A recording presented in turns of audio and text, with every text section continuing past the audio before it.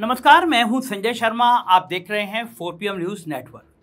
आज बात करूंगा अडानी जी के एनडीटीवी को। जब एनडीटीवी अडानी ने खरीदा तो बहुत बड़ी बड़ी बातें की गई थी।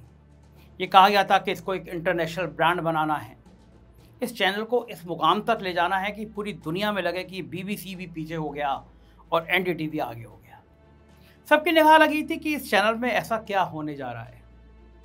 नई नई टीम लाई गई और फिर संजय पुगलिया को इसकी जिम्मेदारी दी गई। संजय पुगलिया बड़े सीनियर जर्नलिस्ट हैं और हमने देखा है उनको, और काफ़ी रिश्ते भी बहुत अच्छे मेंटेन करते हैं। लेकिन फिर कुछ राजनीति हुई। आपको पता है ये बड़े बड़े कॉर्पोरेट हाउस होते हैं, अंबानी हो गए, अडानी हो गए, इनके अंदर इंटरनल भी बहुत ज़्यादा राजनीति होती रहती है। जो कर्मचारी होते हैं वो देखते हैं कि भाई ऐसा कौन व्यक्ति है जिससे गौतम अडानी को फ़ोन करा दो, उसकी सिफारिश में काम हो जाएगा। तो उस नेता को, उस आदमी को पकड़ते हैं पत्रकार की, भैया किसी तरह गौतम अडानी से सिफारिश करा दो, हमारी कोई एडजस्टमेंट करा दो। मैं आपको बताऊंगा ये कहानी कैसे चलती है और एनडीटीवी में कैसे चली। तो खैर संजय पुगलिया ने मेहनत करी, लेकिन उतना परफॉर्म शायद नहीं हो पाया होगा। इस बीच में एक और नए आदमी प्रकट होते हैं, राहुल कमल। आज तक में थे, आपने देखा होगा। राहुल कमल को लोग याद करते हैं उनकी चमचागिरी के लिए। वो देश के बड़े बड़े नेताओं का मैनेजमेंट बहुत बढ़िया करते हैं। अमित शाह के इंटरव्यू, जिसमें अमित शाह कई बार उनको बेइज्जती करते रहते हैं, लेकिन वो सवाल करते रहते हैं और सवाल भी थोड़े चमचागिरी वाले स्टाइल करते हैं। उनकी पूरी बॉडी लैंग्वेज आपको याद होगी। और राहुल कमल आपको याद होंगे कि जब अंबानी जी के साहबजादे एक बड़ा सा अपना जू बना रहे थे, हाथी वाथी, शादी से पहले की, तो आप बताओ कौन चैनल का इतना सीनियर आदमी, संपादक के लेवल का आदमी जाके हाथी का खाना खा रहा होगा। लेकिन राहुल कमल का पूरे दुनिया में बहुत बड़े ट्रोल हुए। वो जाके अंबानी के बेटे की चमचागिरी करने के लिए उसके संग गाड़ी में घूम रहे थे। चलो ये तो ठीक है, कोई भी पत्रकार कर सकता है कि अंबानी देश के सबसे बड़े आदमी, उनके बेटे का इंटरव्यू कर सकता है, यहाँ तक तो मैं मान सकता हूँ।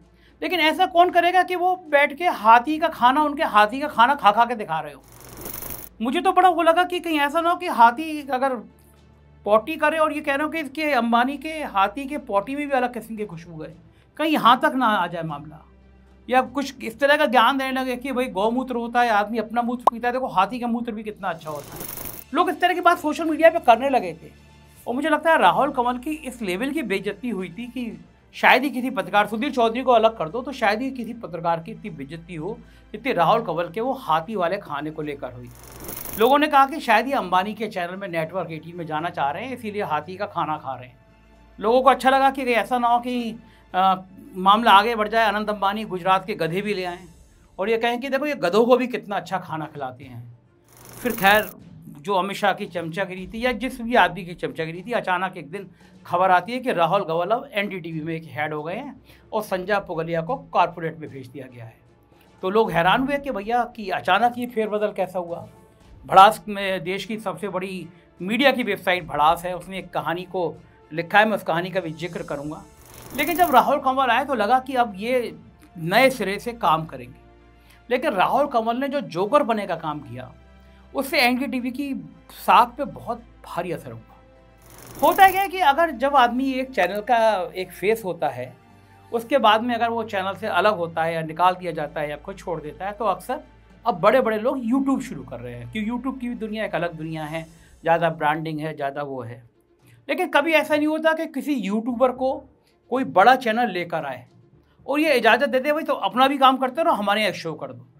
ये तब होता है जब चैनल पिटा हुआ होता है, जब चैनल की साख खत्म हो जाती है। तब होता है कि भैया यूट्यूबर से कहे हाथ जोड़ लें कि तुम अपना चैनल चलाते रहो, एक शो हमारे यहाँ भी कर दो। अच्छा, ये भी किया जाता कि भाई अगर शो इतना हिट हो रहा हो, शो के लाखों करोड़ों में व्यू आ रहे हो, तो मानी जाती है। लेकिन राहुल कमल ने सोचा कि उनके जितने चमचे टाइप के थे लोग जो यूट्यूबर हो गए थे, उनको लाऊं। तो उन लोगों को ला के मैं कहूँ कि मैं एनडीटीवी की एक नई टीम बना रहा हूँ, बड़ी अच्छी बना रहा हूँ। और मुझे हैरानी की बात यह है कि गौतम अडानी जैसा स्मार्ट और तेज आदमी, जिसको नेटवर्किंग बड़ी अच्छी आती है, टीम भी अच्छी है, उसको कोई आदमी ये नहीं समझा पाया कि ये राहुल कमल जो बेवकूफ़ी कर रहे हैं, जो पागलपन कर रहे हैं, उससे पूरी चैनल की साख पर असर पड़ रहा है। अब आप सोचो, कोई इंसान यूट्यूब चला रहा हो और वो अचानक है कि एनडीटीवी में मेरा एक शो हो रहा है, लोग चौंकेंगे। फिर एनडीटीवी वाले कहें आप देख रहे हैं ये आदमी आ रहा है, इसका शो बड़ा हिट होगा। ऐसी सज्जन है शुभांकर मिश्रा, भाई साहब अपने पॉडकास्ट को किस किस लेवल तक ले जाते हैं आप सब देखते रहते हो। कुछ कुछ जगह वो सांप्रदायिक राजनीति की भी तड़का लगाने की कोशिश करते हैं और इस स्तर तक गिरते हैं कि अपने पॉडकास्ट में तेल बेचने का विज्ञापन भी पैसे लेके करते हैं। मतलब कोई पत्रकार बड़ा यूट्यूबर ऐसा होगा कि वो झंडू टाइप के तेल को प्रचार कर रहा हो कि तेल बड़ा अच्छा है, ये परफ्यूम बड़ा अच्छा है, इस परफ्यूम को लगा लो, इस तेल को लगा लो। अब यही बचा कि जूते चप्पल के और कंडोम के विज्ञापन शुभांकर को करने रह गए हैं। पैसे दोगे तो वो उसके भी विज्ञापन करके और बताएंगे मैं पत्रकार हूँ। लोग कहते हैं कि पेड हो, आजकल रेट बड़ा अच्छा चल रहा है। जब से एनडीटीवी पहुंचे हैं तो जब बताते कि देखो मैं एनडीटीवी, मेरा इतना बड़ा ब्रांड हूँ कि मैं एनडीटीवी में शो करता हूँ, तो जो पॉडकास्ट का रेट 10-15 लाख था शायद वो 20-25-30 लाख तक पहुँच गया। लोग ऐसी चर्चा करते हैं, पुष्ट नहीं हूँ मैं। फिल्मी एक्टर एक्ट्रेस का बड़ा शौक है तो वो उस तरह के शो करते रहते हैं। अच्छा है, कोई आदमी जैसा तुम्हें धंधा चलाना चाहे। लेकिन साहब एनडीटीवी की क्या मत मारी गई है, मैं आपको आज बताने जा रहा हूँ। इस आदमी का शो पे कचहरी के नाम पे शो शुरू हुआ। मैंने कुछ दिनों के इनके वो शो निकलवाए। देखो चैनल तो टीवी तो आजकल लोग कितना देखते हैं आप भी जानते हो, लेकिन सोशल मीडिया पे टीवी वाले सब एक्टिव हो गए हैं, शिफ्ट हो गए हैं। तो यूट्यूब पे हर आदमी अपना शो डालता है। तो जिस शुभांकर को ला के आए थे कि ये साहब लाखों करोड़ों में व्यू जाएंगे, उनके शो का हाल क्या है, उनकी औकात कितनी है, इस चैनल पे मैं आपको बताता हूँ। आप देख रहे होंगे स्क्रीन पे आ रहा है, तालिबान का इंतकाम, फूंक डाला पूरा लाहौर। एक दिन पहले का इसमें मेरे जब प्रिंट आउट निकाला मैंने, व्यू आए हैं 9600 यानी 9600 की। मेरे चैनल में कोई आदमी इंटरव्यू देने आता है ना, पहले दिन कोई ट्रेनी भी आदमी शो करता है यूट्यूब पे तो उसके व्यू भी 50,000 जाते हैं। लेकिन ये अपने आप को बड़ा भारी ब्रांड कह रहे हैं, तालिबान का इंतजाम, फूंक डाला पूरा लाहौर, व्यू आए 9600। तालिबान वर्सेज पाकिस्तान अगला शो है इनका, कचहरी का। सोचो आप कचहरी लगा रहे हैं। कम से कम अडानी का चैनल हिंदू मुसलमान से बचा हुआ था जब तक संजय पुगलिया थे, लेकिन अब अडानी का चैनल भी अंबानी के चैनल की तरह एंगल बदल रहा है। और मेरे ख्याल से ये गौतम अडानी की साख पे बहुत बड़ा धक्का पहुंचेगा, जिससे उनका चैनल भी हिंदू मुसलमान करने लगेगा, इस एंगल पे काम करने लगेगा। शायद राहुल कमल समझ नहीं रहे हैं कि जिस थाली में बैठे हैं वो उसी में छेद कर रहे हैं। तो इन कचहरी का अगला एंगल है शुभांकर का, तालिबान वर्सेज पाकिस्तान, युद्ध हुआ शुरू। साहब युद्ध भी हो गया। एनडीटीवी पे ऐसी फर्जी खबरें चलने लगी और गौतम अडानी को पता ही नहीं कि उनका चल क्या रहा है। तालिबान वर्सेज पाकिस्तान, युद्ध हुआ शुरू। 4 दिन पहले का वीडियो और व्यू आए हैं 6900, 7000 भी नहीं। मेरे ख्याल से एनडीटीवी का कोई ट्रेनी लड़का होगा ना, उससे भी कचहरी करा दोगे तो उसके व्यू भी 15,000 आते। केवल गोरे चेहरे से गुलाबी गालों से व्यू नहीं आया करते। ये अब एनडीटीवी को समझ आना चाहिए। योगी की शपथ बिहार जिताएगी, ये ड्रामा कभी एनडीटीवी में देखा नहीं गया। राहुल कमल बैंड बजा रहे, योगी की शपथ बिहार जिताएगी। 5 दिन में व्यू आए 3500। मैंने माथा ठोक दिया कि गौतम अडानी का चैनल क्या है, कोई गौतम अडानी देख नहीं रहे हैं कि उनके चैनल के हाल क्या हो रहा है। प्रेमानंद का जानलेवा हटियो, 6 दिन में व्यू आए हैं 5100। ऑपरेशन इच्छाधारी, आप सोच सकते हो ये सब लाइनें, ये सब शो एनडीटीवी पे चलने लगेंगे। संजय पुगलिया के टाइम में कभी ये शो नहीं चला करते थे। ऑपरेशन इच्छाधारी, 7 दिन में व्यू हैं 6700। बैंड ही बज गई।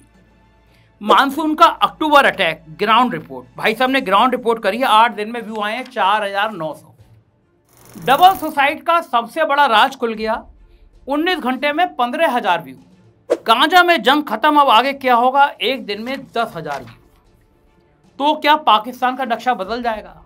संत के नाम पर हिंदू और मुसलमान। मैं सोचता था कि गौतम अडानी का चैनल कम से कम बचा हुआ है, लेकिन इस आदमी ने, इस तेल बेचने वाले शुभांकर मिश्रा ने, इस स्प्रे बेचने वाले शुभांकर मिश्रा ने, पैसे लेके पॉडकास्ट करने वाले शुभांकर मिश्रा ने संत के नाम पर हिंदू और मुसलमान भी कचहरी में शुरू कर दिया। और राहुल कमल की आंखों पे पट्टी बंध गई, क्योंकि शायद वो अभी भी हाथी वाला खाना खा रहे हैं। 20 घंटे में 7,700। अयोध्या में 2 धमाकों की इनसाइड स्टोरी, ये सेंसेशनी वाले यूट्यूब, 4 दिन में 7,600 व्यू। तो ये मैंने आपको कुछ इनके कचहरी के शो के व्यू दिखाए।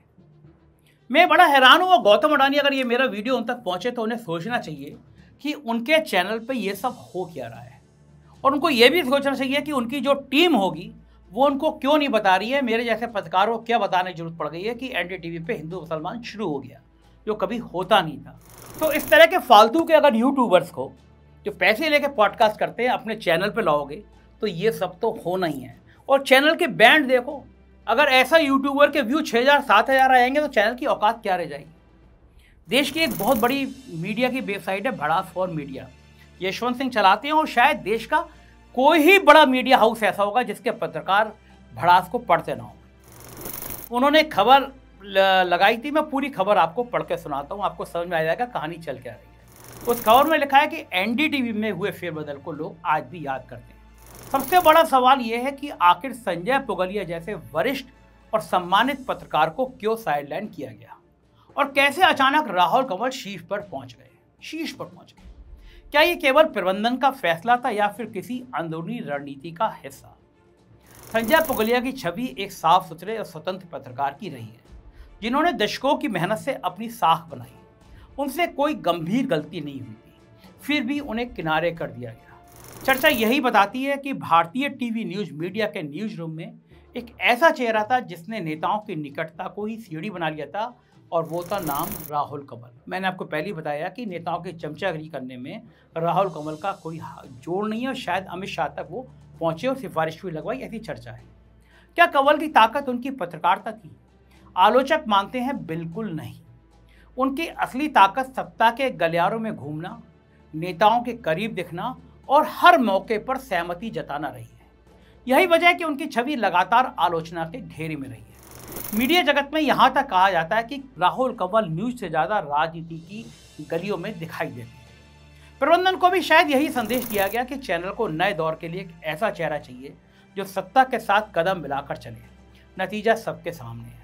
पुगलिया हाशिए पर धकेल दिए गए और कंवल कुर्सी पर बैठ गए। लोग इसे प्रमोशन नहीं बल्कि एक योजनाबद्ध रणनीति मानते हैं।